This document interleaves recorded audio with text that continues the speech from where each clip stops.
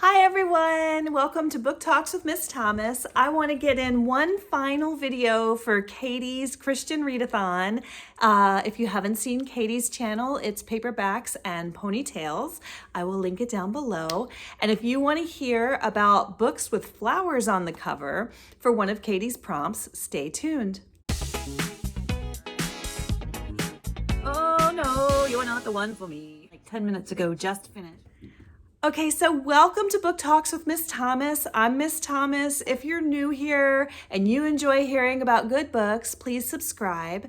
And if you're returning, welcome back. This is for my Philippians 4 playlist. I am doing a playlist specific to Christian books or books that are not in opposition with the Bible. And in this particular video, I want to talk about Katie's Paperbacks and Ponytails Christian Readathon. It's a fantastic readathon. And her prompt number 4, I think it's prompt number 4. I could be wrong about that one. But one of her prompts is books with flowers on the cover. And so I have 3 that I want to talk about today. Now, I'm not going to lie, I DNF'd one, and I'm going to get that one out of the way first. That is Lulu's Cafe, and it has flowers on the cover. I did not get very far into this book, and it might be a perfectly good book. For those of you who don't have trigger problems, those of you who are comfortable with upsetting texts, this would be fine. I believe it is a Christian book, so, you know, it may be for you, but it's not for me, and it's not going on the Philippians 4 list. Now, let me explain. The Philippians 4 list is a project that I have created, the Project Philippian 4, where I'm trying to create a list of wholesome, pure and lovely books. Now, they don't have to be, sunshine and unicorns. They can have murder mysteries and things like that, but they just can't be in opposition with the Bible. And the idea is I would like to create a list for the young adult Christian reader and give it to my son's school with a check for $500 and say, here's some books I recommend and here's some money to purchase them. And they would not have to buy the books on the list. But the idea would be, I want to have engaging, interesting, maybe even exciting books for the young adult Christian reader that are also wholesome and good. And, so many books that I've read, you're really enjoying it. One book I was reading and it was like really good and I thought it'd be perfect for the young adult reader. And for some reason, 100 pages in, the kids pull out a Ouija board. So that kind of thing, I don't really want in a Christian library. I may read a book like that, but I wouldn't promote it for a Christian young adult reader, especially someone else's child. So if you're interested in that kind of thing, the Philippians 4 project is what I'm doing. And the books that I'm talking about today, I am going to be, totally honest with you. None of the 3 books I am reviewing today will make it on the Philippians 4 list. They are okay. They are Christian. They have flowers on the cover, but they're not books I would recommend for a young adult reader. So let me start with Lulu's Cafe. The reason Lulu's Cafe is not making the list and the reason I DNF'd it is because it starts with some domestic violence. I'm assuming it's domestic violence. Now, I don't want to be narrow and unfair. I guess it's to T.I. Lowe, the author of Lulu's Cafe. It really might be a great book, but it starts out with some kissing. And first of all, I just don't really see the need to put any of that in front of today's youth. I just think there are so many other things out there they should be focused on. They should be finding themselves and getting their academics in order and figuring out what it is they want to do, with their lives, career-wise, intellectually, before they start thinking about romance. I don't know why we're pushing romance on younger people. I realize it's a thing, they may have romantic feelings, but I don't want to be the one putting it out there on them. I think they should be worried about other things. But anyway, it starts out with these people and they're kissing. This guy's kissing these scars. And, it seems lovely. He seems kind. And then I guess it reflects on how she got the scars. And I would imagine it was from a man before the new guy. And I guess they were married. The man tells her, you have 1 hour to go grocery shopping. And she stops and she gets a dozen donuts and some coffee. She's got some fancy car. And then she goes in the shop and the other girls are really mean to her it's like a farmer's market. They're really mean to her and they make fun of her weight. And she feels really sick and she goes and vomits. And then she takes off her scarf at the end of the chapter and she's got a lot of bruising from where the man had apparently tried to strangle her. And that was just, I guess, the prologue in the first chapter. And yeah, prologue. The prologue is the kissing of the scars. And chapter 1 is the farmer's market where the scarf comes off and there's bruising around the neck. And I thought, okay, we're done. It may be a really good book. The characters seemed endearing and engaging. The other characters were mean, and I don't like that. If you saw my review of The Maid, I didn't really care for the meanness of Molly Maid. I know it's a really popular book with a lot of people, but I just don't enjoy reading about meanness, even if it's to show us how wrong meanness is. I don't like it. And so I didn't enjoy the meanness of the girls in the farmer's market. I definitely didn't enjoy that sense as I was reading of, oh, what's wrong with this woman? What's going to happen next? And that sick feeling that there's going to be more violence and upsetting violence. And I'm more easily triggered than most. So for that reason, this one is a DNF for me. It might be a perfectly good book. It might have a positive Christian message. I didn't get far enough in, and so I can't say for sure. So I'm going to have to give this one a pass. Right, Truffles? You're looking awfully comfortable over here, baby girl. Yes, look at her in coop. Okay, so next books. The next two. Tacos for Two was a very enjoyable book. I'm not a romance reader to begin with, so it was good. It wasn't great because it's just not my genre, but it was good. I would read it. I would recommend it. I finished it, which for me, I'm pretty quick to pass on books. I'm really kind of quick to DNF, probably more so than a lot of readers I know. But this one, I finished it, so that's saying something. It was good enough for me to finish. The thing is, and this is going to open me up maybe to some criticism, but I'm going to say it.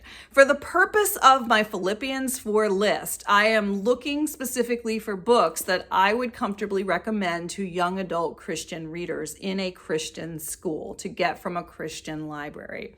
Their parents are sending their children there with the understanding that what they bring home from their school library is not going to have anything objectionable. This book and the next book that I'm going to talk about, this one was Excellent Women by Barbara Pym, Tacos for Two. Both of these books they were good. They were enjoyable to me as a grown woman. I liked them. I read them. I enjoyed them. Both books also had some alcohol, some characters drinking alcohol.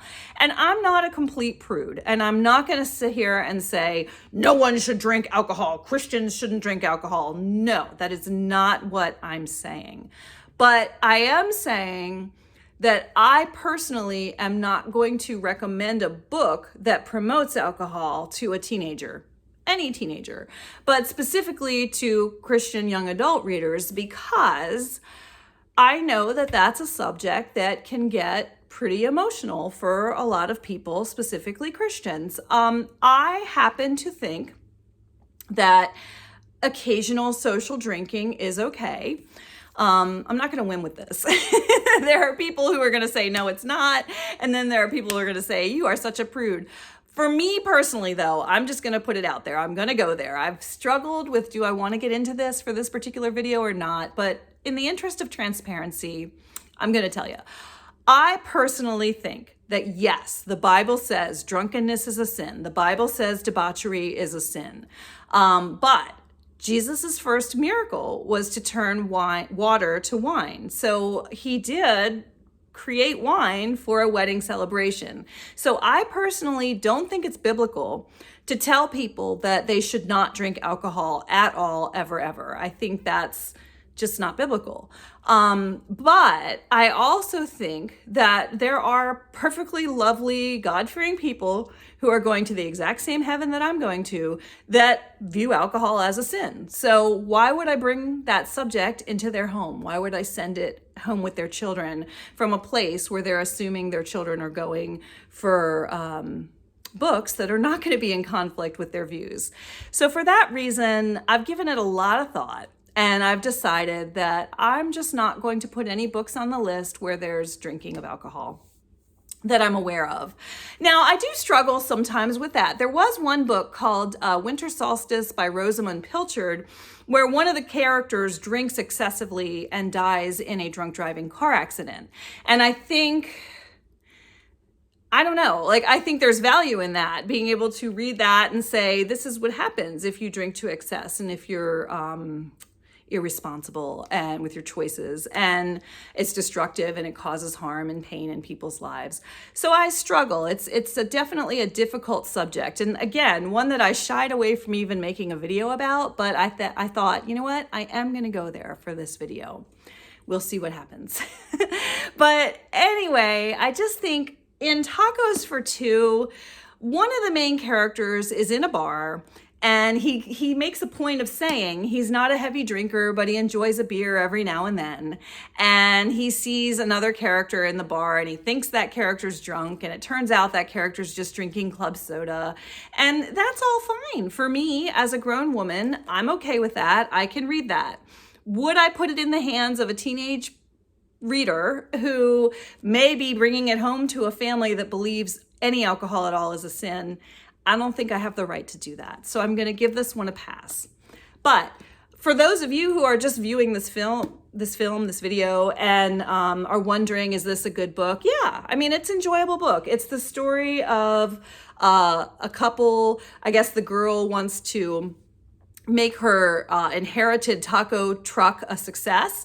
And she has this online boyfriend that she's found through like a dating website who is a lawyer. Yeah, I guess he's working as a lawyer. He hasn't yet passed the bar. He doesn't really want to be a lawyer. He wants to be a cook. And so he ends up joining this competition against her, and he doesn't know this is his online girlfriend that he's made, and they end up competing against each other in this cooking contest. And so it was good, it was fun, and there was a lot of like texting. Let me show you. So, you know, there's some of this kind of thing if you like that when you're reading. And it was a sweet romance, you know, you kind of know from the cover and from the premise of the book, there's a happily ever after love story in there. There's also some funny things. There's some interesting conflict and some great descriptions of people working with their cooking, both characters trying to move forward in their cooking careers. So it was enjoyable, but it's not going on the list just because of that one scene with the beer. Now, I may put it on the list, I haven't decided, and just put like a warning for the school so that they can make that decision, because it's really not my decision in the end to make. But I just have to say, I've given it a lot of thought. And I think, you know, if there's any chance that it's in opposition with anyone's views, I mean, I don't know. It's such a sticky, complicated issue, but why even bring it into the homes of somebody else? So I'm probably going to just pass. And then this one, Excellent Women by Barbara Pym. This one, when I was reading it, I started thinking about The Great Gatsby. See the flowers? I guess that's a flowers. It's a plant on the cover. This one reminded me of The Great Gatsby. There was this party. There's like, it's interesting. It really did. It was like an old-fashioned Great Gatsby for the Christian woman reader. So there's this woman, she's sort of like, I don't know if spinster is the right word, because I'm picturing her to be in about her 30s. She's, I think, too young to be a spinster, but she's not married. She lives alone. She's very much a Christian woman who enjoys going to church. And these other people move into her building. where, and I don't know, when I say building, is it a house? I'm having trouble picturing it. I'm picturing different apartments or different rooms for rent, but they have to share a bathroom. I know that. So this other couple moves in, and the woman is an anthropologist and the man is in Italy in the military. And the girl, the Christian girl telling the story, is just trying to understand this other couple. And they are not Christians. They say some things that are not very kind about Christians. I wouldn't say blasphemy. Well, maybe I would, but oh, I could use a drink, but with the Lord's name in there. And I'm not okay with that. I'm not going to promote that for the young adult Christian reader. And then there's the drinking. There's quite a bit of drinking in the book. And all the characters, even the Christian woman drinks. So the drinking is the one issue, but the other issue is just the loose lips with regards to the Lord's name. And that is clearly in opposition with the Bible. Even if the character in the book is a Christian and she wants to be salt and light in the lives of these people, the attitude with which they approach God was just not something that I would promote for the young adult Christian reader. It's such a hard subject because we are salt and light, and we are called to be in this world to witness to a lost world. And I think our young people need to know that. They need to understand, what they're going to see in the world, what they're dealing with. And I think for us to pretend that that's not their reality is not in their best interest. But I also think that as a person trying to create a list of books to go home, it's not my decision to make. It's not my right to make a book available or to promote a book that promotes something that might not be okay with the parent at home. So that's my position. I do want to say thank you to Katie at Paperbacks and Ponytails for this wonderful Christian readathon. And, I wasn't sure I even wanted to make this video because I am putting myself out there with some views that you are more than welcome to disagree with. I actually welcome views of any kind, but I'm going to give you mine, and that's what they are. So with that, I will leave you, and Truffles will leave you and say, I hope you're out there and you're reading great things and you're deciding for yourself what you think of the books you're reading. And if you have anything you want to say to me in the comments below, I'm here for it. And I just hope you're out there enjoying your books. Bye for now. I liked the book about the donuts. I would like some donuts too.